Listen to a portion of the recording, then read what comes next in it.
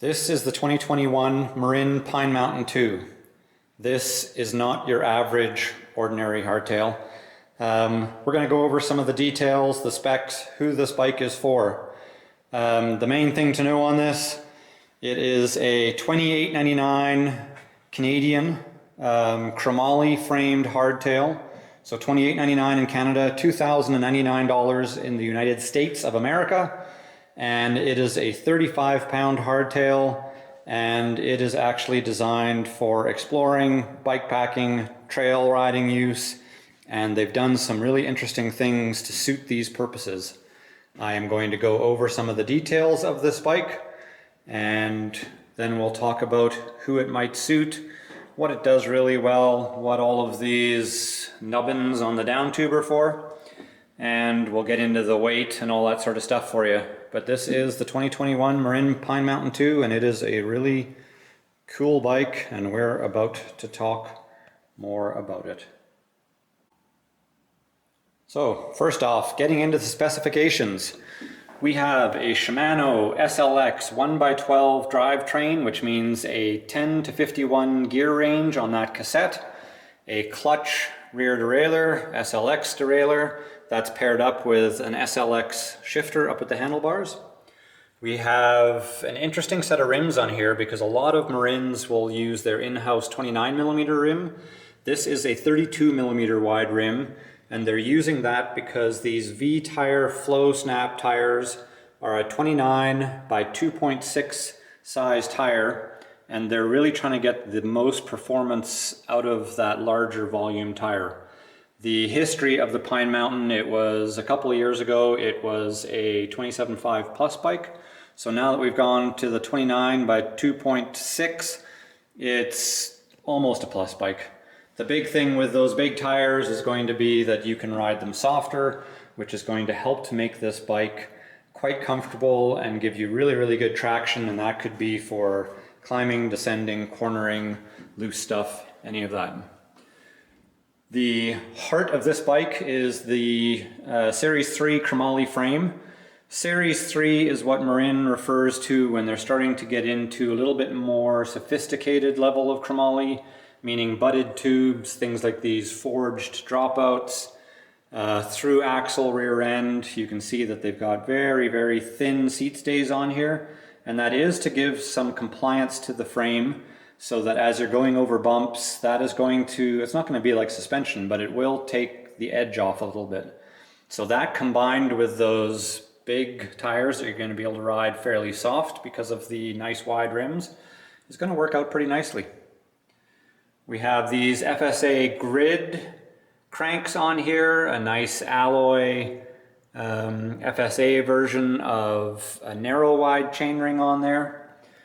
A Trans-X dropper post. On this Trans-X dropper post, that is 170 millimeters in length on all sizes except for the small, which uses 150 mil length. You'll notice we have tons and tons of these things on here. So they're spaced to be used as water bottle cages, but a lot of people when they get into bike packing will get custom bags made, and this is just going to give you mounting positions for bags no matter where you want to mount them on there. So it's, I don't know, it's a little bit of a polarizing feature because it adds a lot of function, but it does kind of give a bit of a punk rock sort of studded belt kind of look to the whole thing. We have purposely done external cable routing on here with some pretty nice cable guiding. The idea there being that on a bike packing and bike touring bikes, you typically want to leave things as open and accessible for on-the-road repairs as possible. We have a Rockshox 35 fork. It's 120 millimeters travel. This 35 is sort of like a dumbed down pike, I would say. It's the same stanchion size, but just a little bit less sophistication, basically in the damper. Still, I mean, for this kind of purpose, we're not talking high performance race bike. We're talking about trying to get some shock absorption to make things comfortable when you're smashing around with maybe 20 pounds of stuff strapped onto your bike. The handlebars that we have on here are a very interesting thing indeed. These are what Marin calls their bedroll bars. So there's a little bit of sort of a retro look to them, but there is actually quite a bit of purpose behind the design on there. It's going to help to give you some nice extra rise. You're not wanting to ride on a long distance sort of bike packing thing in a hunched over XC race position. These are 780 millimeters wide, but a big thing is that big section there of unused crossbar basically allows you, as the name says, you can strap a bedroll on there, or if you need a place to mount your computer, your lights or anything, it gives you a lot of real estate to basically mount your handlebar stuff. Got the classic Marin branded stem on there. Once again, that V flow snap. These are a tubeless ready tire, not set up tubeless from the factory. The brakes are an MT520 4-piston brake. So this is the first level of Shimano brake that we get this really nice sort of true single finger lever type design. So that same general design follows all the way up to XTR with just adding more and more sophistication with each step. But you have 4 pistons, so plenty of braking power and a real nice feel on these levers. And if you look around the internet, you will find a lot of reviewers who actually will maybe call this maybe their favorite Shimano level of brake, because they're totally bulletproof, work awesome, no weirdness. There's those brakes there. We have a 180 millimeter front rotor, 160 millimeter rear rotor. The grips on here are Marin's lock-on grips. That is your dropper remote for the Trans-X post. Some interesting details. That's relatively short rear end for having for 29er and having 2.6 inch tires, and part of that is achieved with what I was just showing you there, that sort of single chunk of chromoly as opposed to sort of a flattened out tube or what other some would be a little bit of a limitation for some designs. It's similar to what Chromag kind of does to get really short rear ends on some of their frames. So those are the specs of the Pine Mountain 2. Now we'll get into some other discussion topics on this guy. So as a first discussion point, Chromoly. Why the heck are we using this if this bike ends up being 35 pounds and it doesn't even have rear suspension?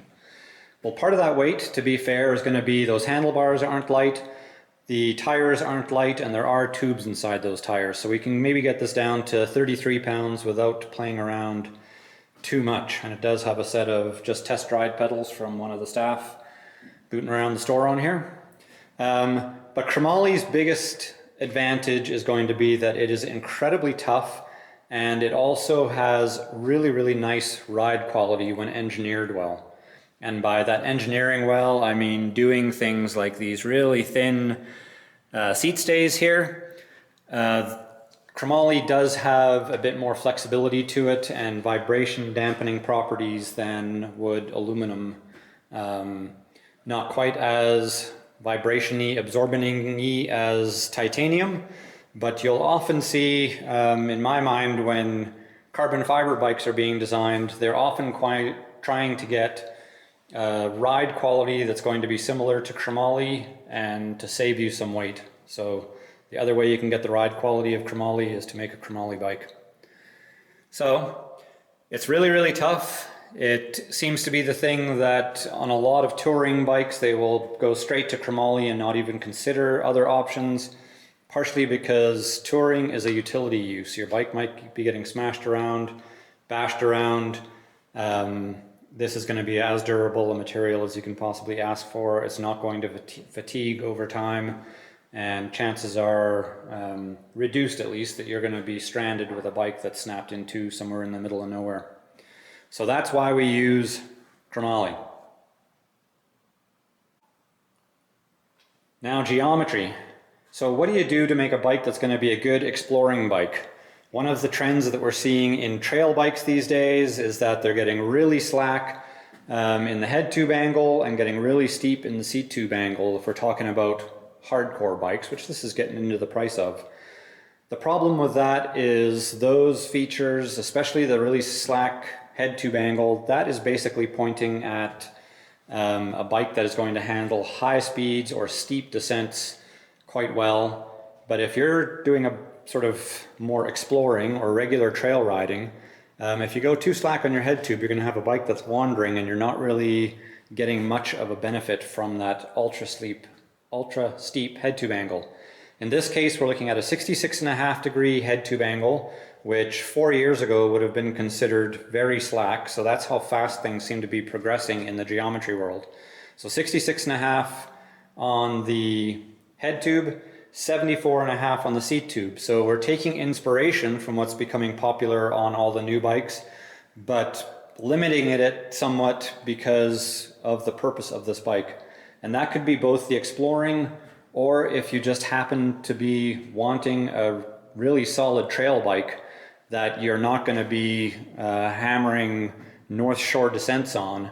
You're going to be riding a little bit tamer trails. You'll still be able to ride black diamond trails, but just not quite as sort of designed around being an absolute shredder dude's bike.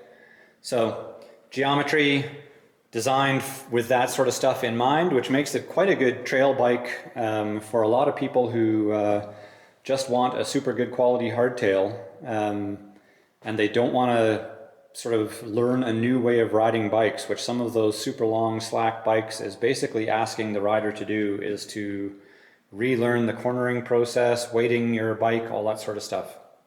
So that's your geometry. Another thing to mention with that is not having super long top tube reaches on these guys. So the top tube on this, on a size large, is 455 millimeters, and extra large is I think 485. So that extra large is where some other companies on that ultra slack version are going on a size large. But I think considering the kind of positioning you want to put your body in, if you're doing long miles of exploring backcountry, not shredding it, this taller stack with these kind of handlebars on here and a little bit more compressed frame is a very well thought out sort of idea. So what kind of a rider might be attracted to this? I would say there are 4 different sort of categories that I would say. A, you're a trail rider and you aren't interested in going super crazy progressive with the geometry. B, you're into bike packing, exploring on your bike, and you want something that's going to be tough, capable, still keep you able to have some fun, but you can strap some bags to it and have an easy time, as easy as anything, getting bags mounted onto your bike. You could also be a heavy rider. Being Chromoly, this is probably going to handle a heavy rider better than any other material. So if you're just a really big person looking for something that's going to be able to handle your weight, both that 35 mil stanchioned simple fork and this Chromoly frame are both going to be really, really good options to just make sure that you're going to have something durable underneath you. And lastly, you could just be somebody who loves the simplicity of a Chromoly hardtail frame like this. There is something very pleasing about the sort of design here. And in some cases, if you're not somebody who's out there to blast the fastest lap on a local trail, you're wanting to take a little bit more of an enjoyable approach to your riding, this could just be the bike that puts a smile on your face. You look down, it reminds you of old school Chromoly bikes. That could be you. To sum this up, 2021 Pine Mountain 2, $28.99 Canadian, $2,099 American. This is a 35-pound hardtail designed for bike packing and trail riding use, and it does a really great job of being that sort of perfect combination of the two, that you can have fun bike packing or you can have fun trail riding. Thanks so much. We'll see you on the next bike. So if you're totally into bikes, and you want to learn more about the new bikes that are coming out, consider subscribing to our YouTube channel. We are trying to do these kind of bike reviews, sort of details and all that sort of stuff on most of the new stuff that comes in. So if this sort of stuff interests you, please like, subscribe, and look for more bikes. My name is Graham, this is Bike Bros. We're a retailer in Cochrane, Alberta, Canada. We carry Giant, Marin, Rocky Mountain, and Pivot. So on those bikes, as new models come out, look for us to do a little bit of a feature on those guys. And yeah, we'll try and give you some insight and maybe show you the details that aren't so obvious from the regular internet pictures from the brands or from other shops. Thanks so much, and we'll see you on the next one.